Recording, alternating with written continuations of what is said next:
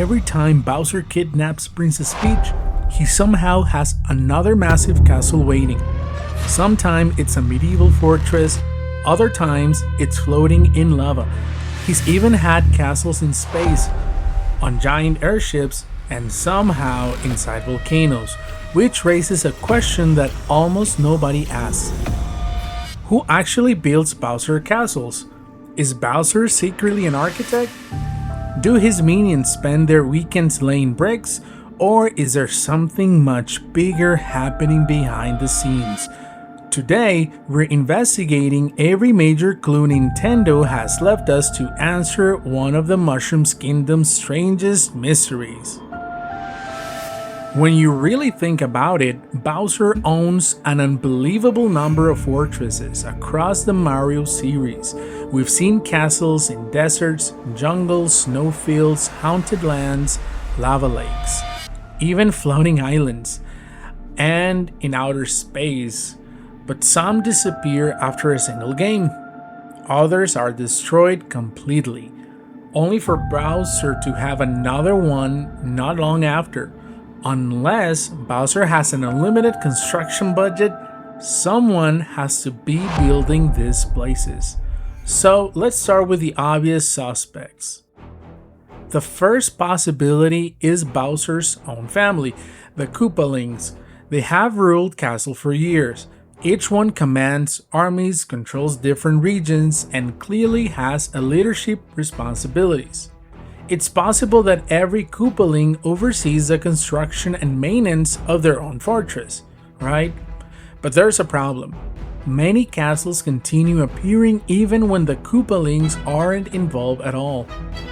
Some games don't feature them whatsoever, yet Bowser still somehow gains entirely new fortresses. That suggests they're probably managers, not the builders. So, who does the actual work? One of the strongest theory points towards the Hammer Bros. Think about it. They're incredibly strong.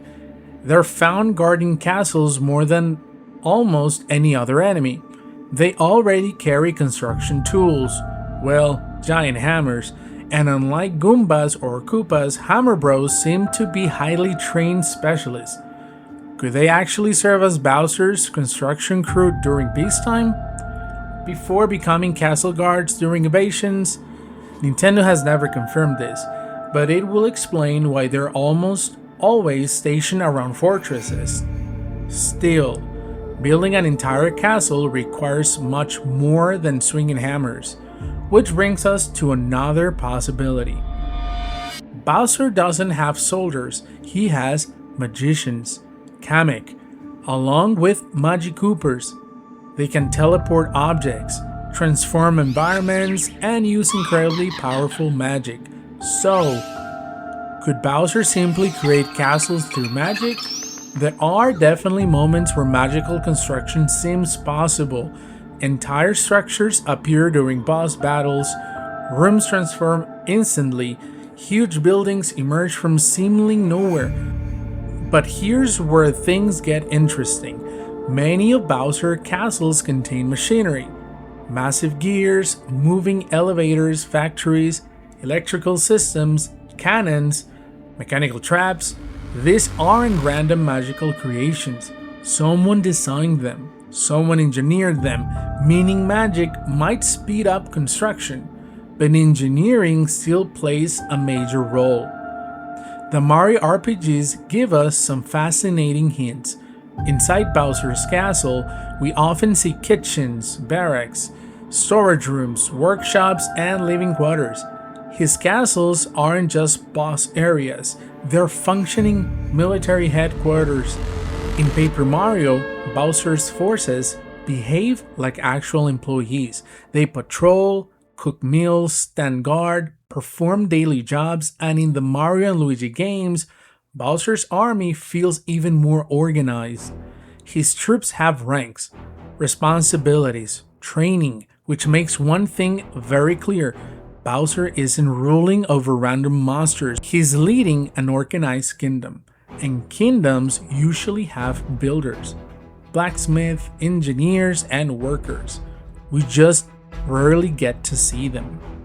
Then came Super Mario Odyssey. One kingdom completely changes how we look at Bowser.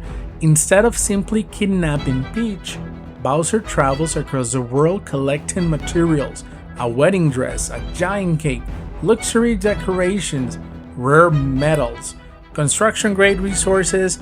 He's planning, gathering supplies, organizing logistics. That doesn't sound like someone who magically snaps castles into existence. It sounds like someone funding enormous construction projects, almost like a king preparing for the biggest event of his life. If Bowser is willing to gather materials for a wedding, it's not hard to imagine him doing exactly the same for his fortresses. Here's another clue. Now, it often gets overlooked. Bowser's castles don't just appear, they evolve. Compare his fortress from the original Super Mario Bros. To the castles in Super Mario Galaxy 3D World or Bowser's Fury. They become larger, more complex, more technologically advanced. Some feature giant gears powering entire rooms. Others have conveyor belts, rotating walls, laser security, massive lava pumps, and even an automated defense system. Those kinds of upgrades don't really happen overnight. They suggest Bowser has access to skilled engineers who are constantly improving his fortresses. In the real world, castles were expanded over decades as kingdoms grew stronger. Now, Bowser's castles seem to follow the exact same pattern. Each new game feels like a completely new building, and more like the next generation of Bowser's military architecture.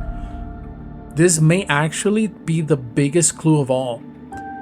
People often think of Bowser as just the villain, but Nintendo repeatedly refers to him as the King of the Koopas. That title means something. A king doesn't rule over 3 or 4 minions, he rules over an entire nation. Throughout the Mario series, we see thousands of loyal followers. Goombas, Koopas, the Hammer Bros, Magic Koopas, the Bum-Ums, Shy Guys in some appearances, and countless other creatures that willingly serve under Bowser. His armies have uniforms, ranks, commander, supply lines, even payroll is joked about in several RPGs. Now that isn't just an evil army, it's a functioning society. Now, every kingdom needs workers, right? Builders, blacksmiths, carpenters, architects. Now, it's entirely possible we've never seen Bowser's construction crews simply because they aren't enemies. They are maybe civilians living somewhere within Bowser's kingdom, doing exactly what citizens of any kingdom would do.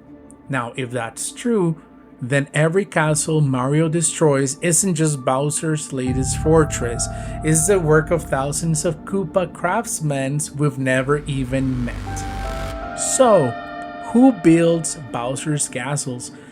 Nintendo has never really given us a definitive answer, but when you put every clue together, a surprisingly believable picture appears.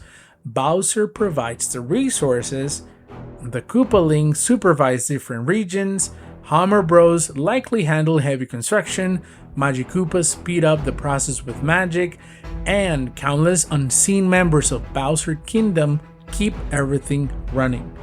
Not because they're forced to, but because Bowser isn't just a villain, he's actually the king of an entire civilization. His castles aren't temporary hideouts. They're cities, they're military bases, and homes for thousands of loyal followers, which makes them far more impressive than they first appear. But now, I want to hear your theory. Who do you think really builds Bowser's castles? Is it Hammer Bros? Magic? Or do you think Nintendo has been hiding an entirely different construction crew this whole time? Let me know in the comments, because this mystery might not be solved just yet.